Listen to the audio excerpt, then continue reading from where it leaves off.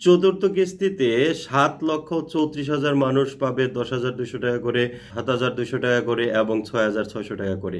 অর্থাৎ যারা চতুর্থ কিস্তিতে ভাতার টাকা পাবেন এবং যারা নতুন শুধুমাত্র তাদের কথা বলছি, তারা কিন্তু প্রতিবন্ধী ভাতাভোগী যারা আছেন তারা পাবে হচ্ছে ৩,৩৪,০০০ জন পাবে ১০,২০০ টাকা করে এবং ২ লাখ বয়স্ক ভাতাভোগী পাবে হচ্ছে ৭,২০০ টাকা করে এবং ২ লাখ বিধবা ভাতাভোগী পাবে হচ্ছে ৬,৬০০ টাকা করে।